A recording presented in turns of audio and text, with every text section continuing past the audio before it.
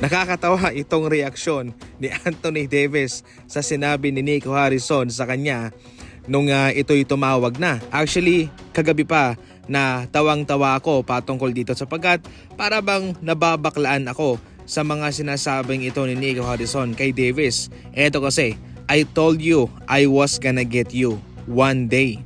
I wanted you. Kung sa Tagalog pa ay 'di ba? Sinabihan kita na balang araw ay kukunin kita.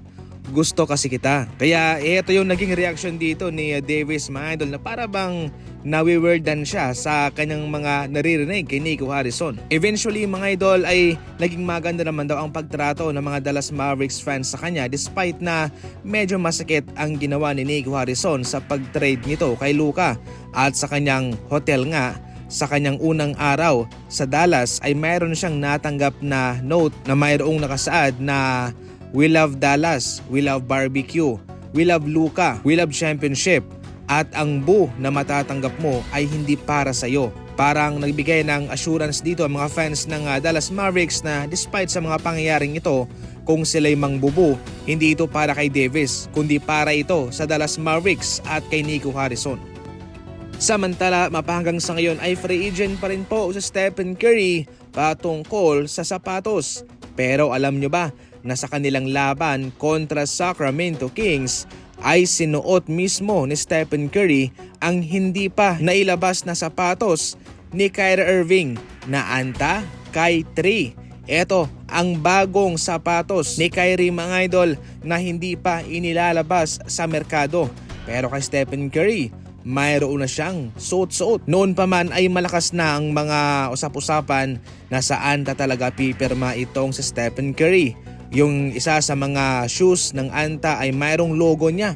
Para bang kanyang sinusubukan na kung maganda ba ang fit, maganda bang hilagay ang kanyang logo. At syempre, nandun rin ang kanyang splash brother na si Klay Thompson. At matalik din silang makaibigan ni Kyrie Irving na mayroong mataas na posisyon sa Anta.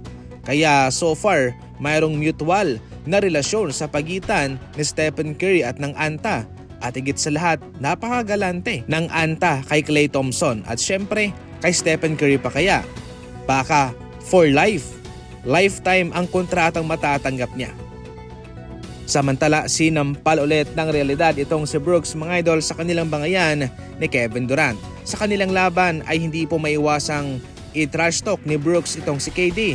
Pero sa sumunod na tagpo ay ibinagsak siya ni KD sa ginawang play nito. Sinabi kasi ni Kevin Durant, mga idol, na yung pinaka-the best na season mo ay ang pinaka-worst na season ko. Ito ang comparison.